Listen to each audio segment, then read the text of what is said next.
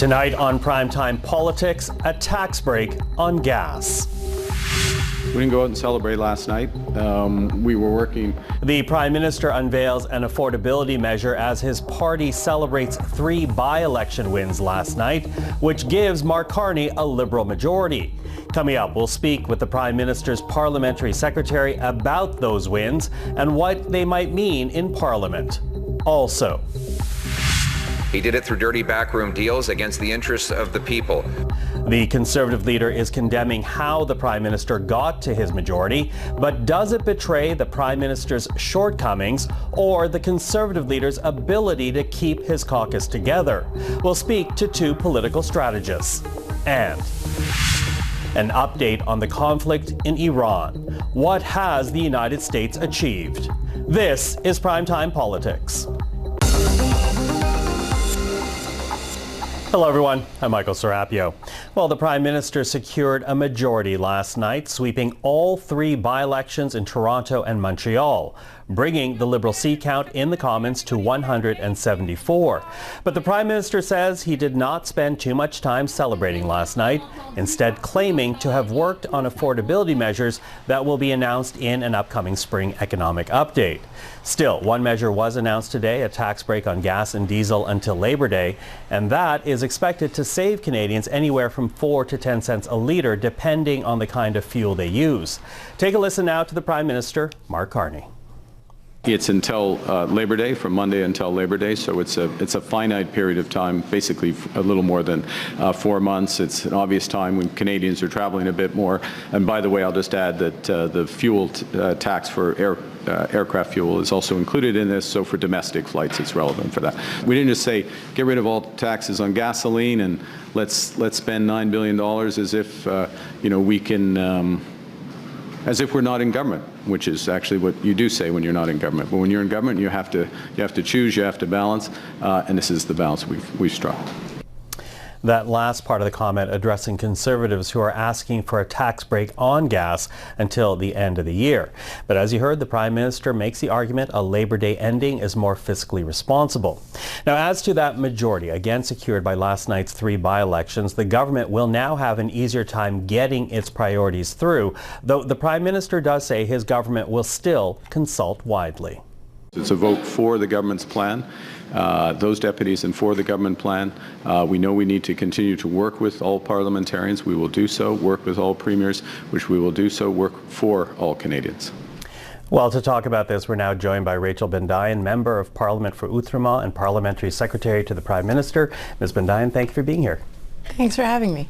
So listen, I want to begin with this gas tax break. Expected to save Canadians about, 10 cents a litre on gasoline, 4 cents a litre on diesel. But, and respectfully so, even when you consider a full tank of gas, that at the end of the day is not a lot of money. Do you risk this measure being seen as more performative than really addressing the affordability concerns Canadians are feeling right now? Well, we're certainly hearing about Canadians' affordability concerns at the doors. It's something that I've been hearing for a while now.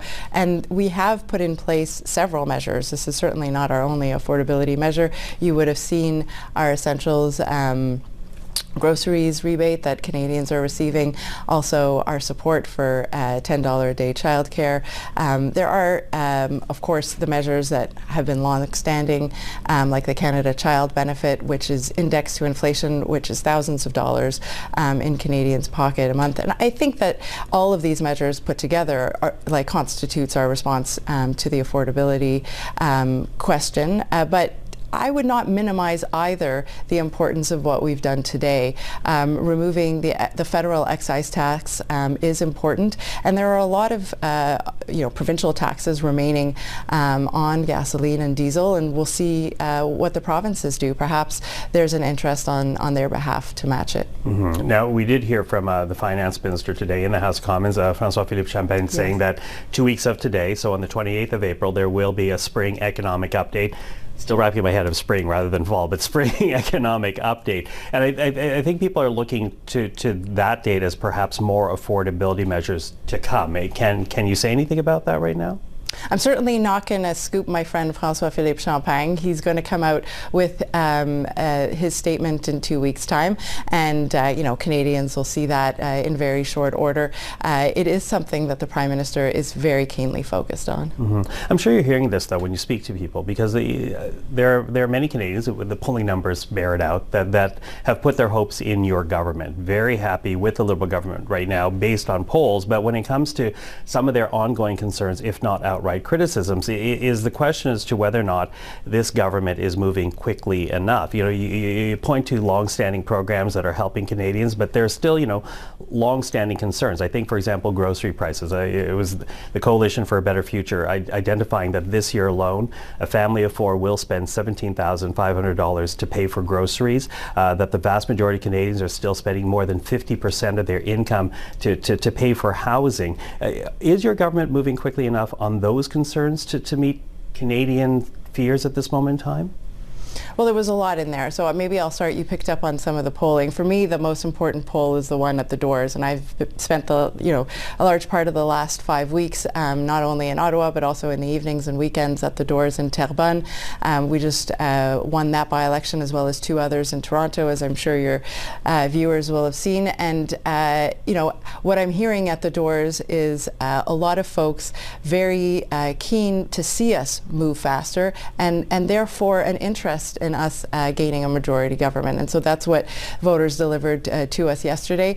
And I wouldn't minimize the impact that that'll have going forward. It did take us 4 months or so to pass the budget. It has taken us quite some time.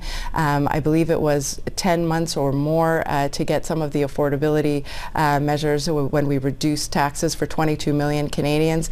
I don't see why that needed to take as long as it did to pass the House of Commons. So this will allow us to move at speed, but that also creates, of course, a huge responsibility, as you alluded to. Canadians want to see us to move at speed and at scale, and I think we have a Prime Minister with a very clear and strong vision, and every day he wakes up and is really guided by that vision and the decisions that he makes in the best interest for Canadians. Mm-hmm. So with this majority, you expect that things will move quicker now then? Just to clarify that. I think we will see, less shenanigans, as I refer to them. There was a Conservative MP at Justice Committee that spent some time on a monologue talking about how he prefers dogs and his wife has a preference for cats, and therefore it was an excruciating decision to have neither.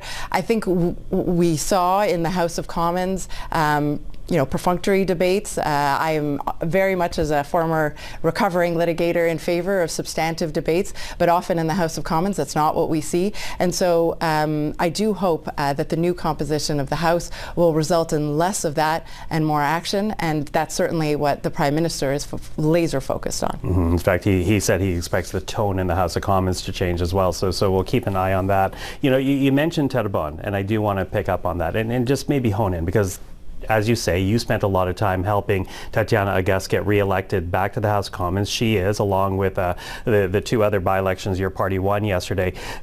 I'm wondering what you see as your government's obligation then to prove to the people of Terrebonne, this Quebec nationalist traditionally riding, leaning in on the BQ historically. What's your commitment to them to demonstrate that the votes they gave to your party are not going to be wasted votes for them? Well, you're right. Tatiana outperformed even the previous general election by about 10%. It was an incredible result. What I heard at the doors was a lot of folks saying that they felt confident that we had the right man for the job at the moment, and an understanding that this was not the time for politics as usual, that we needed to do politics differently.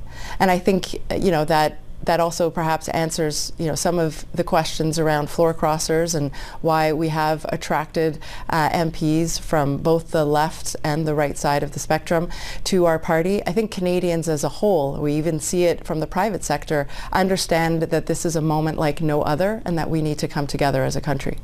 Okay, Rachel Bendayan, thank you for this. Appreciate the time. Thank you. Well, as we said, the Liberals now have 174 seats in the House of Commons, and that does include the seats for the 2 Toronto ridings of University Rosedale and Scarborough Southwest, as well as the riding we discussed with Ms. Bendayan, the Montreal riding of Terrebonne. Here now are the newly elected Liberal members, Dr. Danielle Martin, Dolly Begum, and Tatiana Auguste. Now, you've chosen to send a family doctor to Parliament, and I will always be a family doctor. The most important skills of a good physician are listening and forging relationships. And I commit to bringing both of those with me to this community and to Ottawa. I am so proud of the family, the coalition that we've built here. People of different races, religions, ethnicities, different walks of life who have come out to be part of this campaign and welcomed me into their homes and their lives. My Scarborough family, thank you. Je vais commencer par remercier tous les citoyens de Terrebonne. Je sais que ça a été long en élection.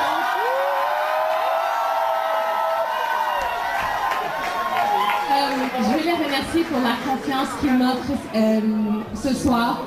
Je vais les représenter. Je veux que Terrebonne est à la table des décisions en ce moment. Je vais travailler tous les jours pour eux, pour que la voix de Terrebonne soit entendue partout à Ottawa et où ça compte absolument. But while the Liberals are buoyed by those by-election wins and their newly minted majority, how they got to that majority is being condemned by the Conservative leader, Pierre Poilievre, losing 4 of his own caucus colleagues when they crossed the floor to join the Liberal government. This Prime Minister has manufactured a costly majority that Canadians rejected in the last election. He did it through dirty backroom deals against the interests of the people, with the help of politicians who betrayed their voters and their citizens. Well, to talk about this, we're now joined by Liberal strategist Laura Pennell from Spark Advocacy and Conservative strategist and Vice President at Blue Sky Strategy Group, Jordan Paquet. Hello to both of you. Hi, Michael. So, Jordan, I'm going to get you to start off because we heard the Conservative leader there, obviously taking issue with how this majority was formed. But, you know, when you look at floor crossers in particular, at the end of the day, they're allowed to do this. Technically, Canadians elect members, not parties. So, and add to that, do you really think Canadians care? Well, I mean, there's a lot of things that you're allowed to do in life, but whether you should is another thing, and whether it's morally okay. I mean, these voters just had gone into an election, won as Conservatives, had no trouble sitting as part of the Conservative caucus looking for the agenda. So there's certainly ulterior motives, I think, at play for most of those people that cross the floor.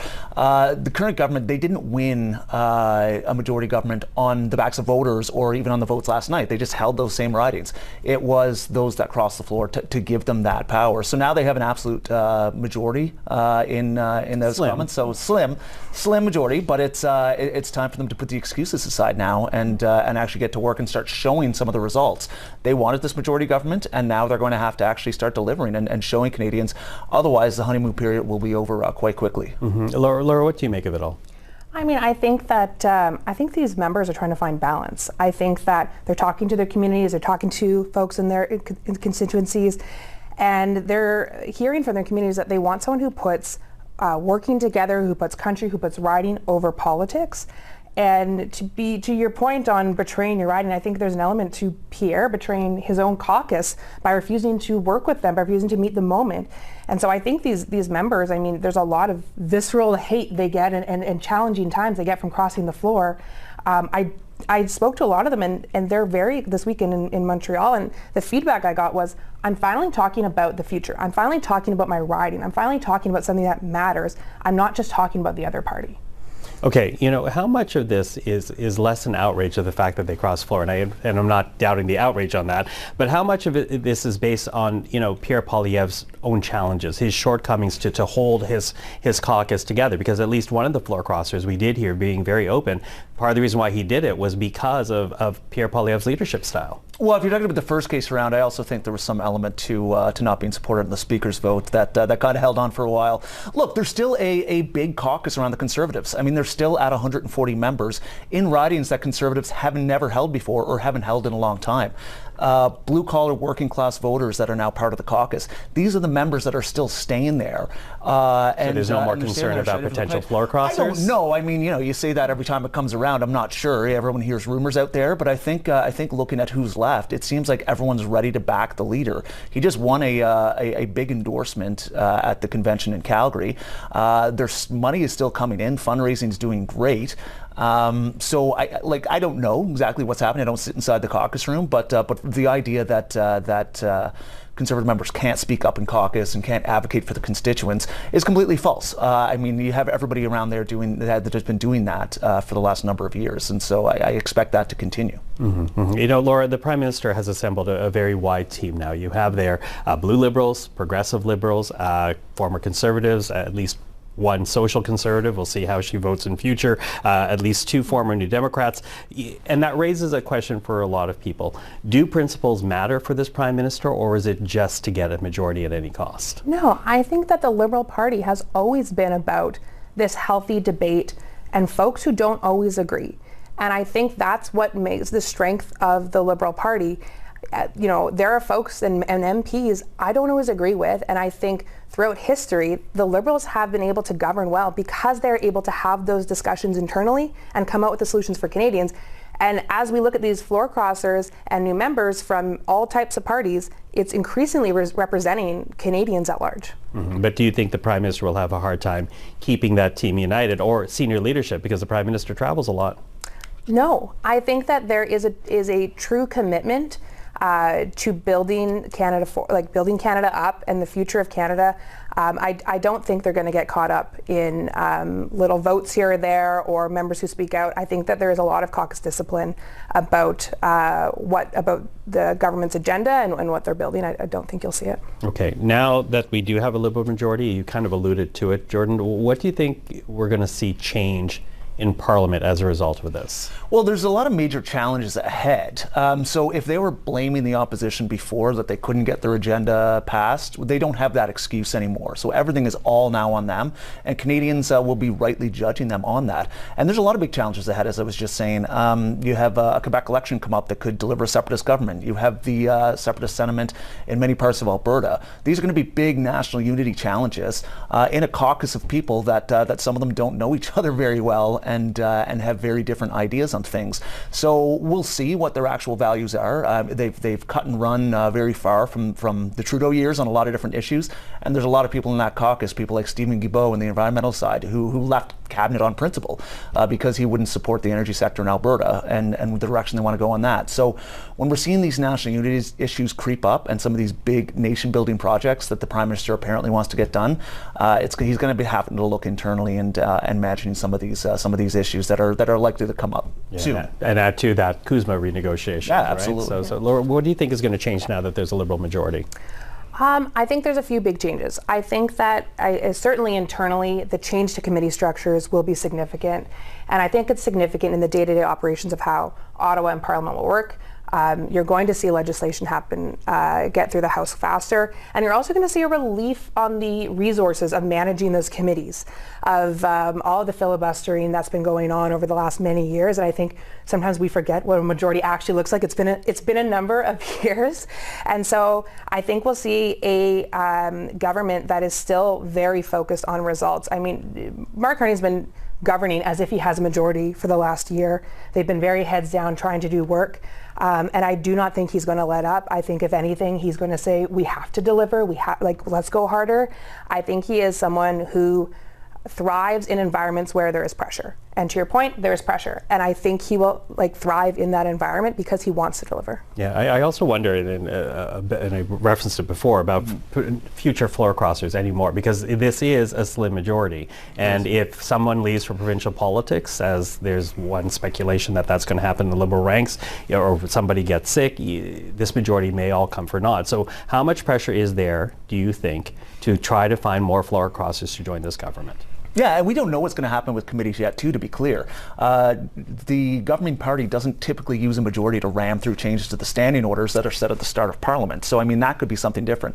So, yeah, I think Conservatives have openly said there was a Conservative member from Edmonton that said ministers were calling him and trying to get him to cross. So I think you'll see some of them now perhaps bake in a little bit. Maybe they don't feel the pressure. They think they can sit there for a little bit longer. So I don't know. It's going to be up to the government again. It's up to the government to win votes. It's up to the Whips team to be able to do that. So they'll have a challenge. And I think, as we said, the Prime Minister and his team like to travel around a lot. So you can't vote when you're out of the country. Okay. Any thoughts very quickly? Well, I think to your point on floor crossers, I think that there's now going to be Conservative MPs who are looking inward and saying, okay, now I have to sit here for how many years? I have a leader that is coming across more bitter than he's coming across, conciliatory or wanting to work with this government, or wanting to look inward at why this is happening. And am I just going to sit here and not be productive for the next 4 years? Or am I going to do something with my time? So I'm really excited to see what happens. I do agree, a ton of pressure on the Whip and the House Leader to negotiate and to manage those relationships where now the Conservatives and the Bloc certainly are going to say, we don't really care to work with you. You have your majority, enjoy your majority. How do you build and foster those relationships? Because they will need those going forward. Okay, well, nearly a year to the day. I know you want to say something, but we're out of time. Okay, so nearly a year to the day the Prime Minister gets his majority. We'll watch where it goes. Laura, Jordan, thank you very much. Thanks so much. To the latest in Iran now, as we focus in on the Persian Gulf, as this is where the U.S. Navy is now enforcing a blockade of Iranian ports. A blockade that's now nearly 36 hours old, with U.S. Central Command reporting no ships have broken through their lines on this first day of operations. Meanwhile, on social media, the U.S. President Donald Trump is threatening to, quote, kill any Iranian ships that might challenge the U.S. line. All of this as the conflict in Iran nears its 7th week. Well, to talk about this, we're now joined by one of this country's leading foreign policy experts, Janice Stein, the founding director of the Munk School for Global Affairs and Public Policy. Janice, always good to see you. Thank you for the time. Always great to be with you, Michael. So listen, let's talk about this U.S. naval blockade of Iran. Its goal is to reopen the Strait of Hormuz, gain some leverage, install ceasefire talks. Can you walk us through the strategy behind this blockade and how it might bring about those two objectives? Michael, this actually has a strategy behind it. Why a blockade? Because Iran exports virtually everything that it needs to earn the money, either by bartering or by paying in Chinese currency or other currencies, because it is shut out of the banking system. It does that by exporting through the Straits of Hormuz. So it's not only oil, it's grains, it's other things that Iran exports. Iran cannot actually withstand a prolonged embargo. Now, how long can it withstand it? 2 weeks, 4 weeks, 6 weeks, 8 weeks? But this is an attempt to squeeze the Iranian economy, which is already circumscribed by sanctions. The question is twofold. Whose pain point is lower? Can Iran wait out what is an inevitable surge in oil prices and inflation in the United States, as well as in many other economies in the world? Can they outlast Donald Trump? I think the Iranian calculation is he will blink first. And I think for those in Washington who chose a blockade, the argument is, no, they understand the goal of the blockade is to force Iran back to the bargaining table. That's the goal. Okay. And we're already seeing signs. We might have seen it without the blockade, who knows? But we already seen signs that Iran has reached out for a second round of negotiation. Okay, so they're reaching out right now, but I think many Americans, if not Canadians, are surprised to be here. The United States has such a large military. It has been, the security backstop for many countries around the world. So did the world overestimate the ability of the U.S. military, or did it underestimate Iran's ability to resist? So I think they do not overestimate the U.S. military. If you look at this purely as military performance, Michael, there's been tactical brilliance here.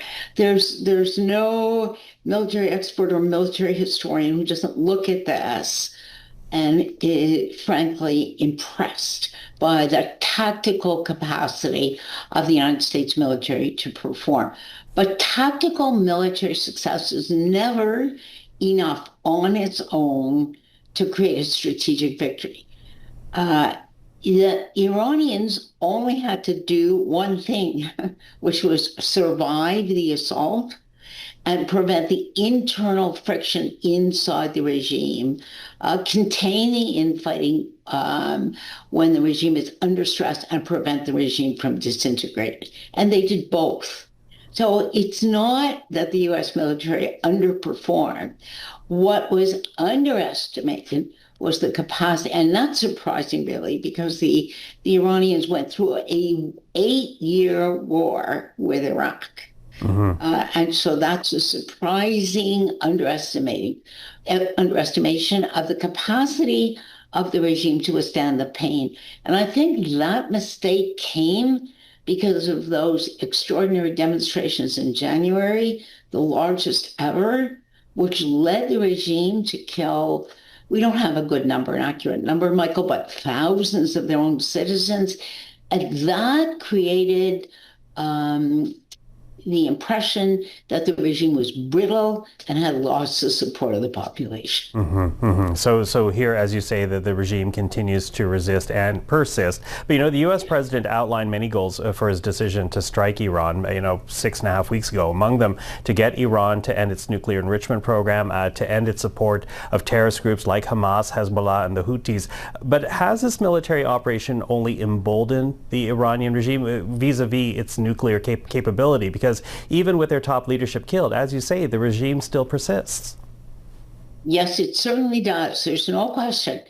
And in fact, if anything, we could argue that the Revolutionary Guard inside that regime has been strengthened, and that we may get, in fact, a more militarized regime. But let's look at those goals and see, in fact, the first worry is that Iran will race for a nuclear weapon when this is over, making the argument that if it had one, it wouldn't have been attacked. I'm dubious, because it will be extraordinarily difficult for Iran to do that without that being detected, and that would merely renew the kind of aerial bombardment campaign, which has been very, very costly for Iran. And I don't think we paid enough attention to that. Okay, enrichment. Well, from what we know, and we are only dealing with unconfirmed leaks, Michael, and you know the risk of that, but in the reach out and the readout from the meetings that were held in Islamabad over the weekend, the Iranians put on the table a proposal to refrain from any enrichment for 5 years. They have never made that proposal before. That was not in the JCPOA, the earlier agreement that Obama had reached. The United States asked for 20. Well, when you have one side saying 5, the other side saying 20, you've got a bargaining zone. Once you get numbers on the table, they're already negotiating. So it looks like there will be some commitment by Iran to refrain completely from enrichment for a period of years. So that's different from what was in place before. Yeah, different, as you say, and we did hear from the UN Secretary General that he expects that there will be another round of talks at some point soon. Yes. So we're watching for that. But, in the minute or so I have left, Janice, I do wonder whether NATO has to be worried about one of two things, either being dragged into this war or the alliance breaking up, because as we've heard, Donald Trump is not happy that more NATO countries have not supported this U.S. effort, even if he did not consult them beforehand. This has been a terrible period for NATO. Donald Trump engaged in he humiliated NATO leaders. I don't think NATO will be dragged into this war. I don't even think the big powers will be. Britain, France, Germany have made it clear they are not going to participate in the blockade. I think in Europe, Michael, I was just in Europe over the weekend, I think European leaders have reached a point where they say there's no longer any point in appeasing Donald Trump. No matter what we do, there's always a next time. And I think they've drawn a line on this one. Okay. Well, Janice, as I say, always appreciate the time and the insight. We'll speak again, but for now, thank you for this. It's a pleasure, Michael. And that is our program for this Tuesday. I'm Michael Serapio. We're back tomorrow evening. Until then, take care.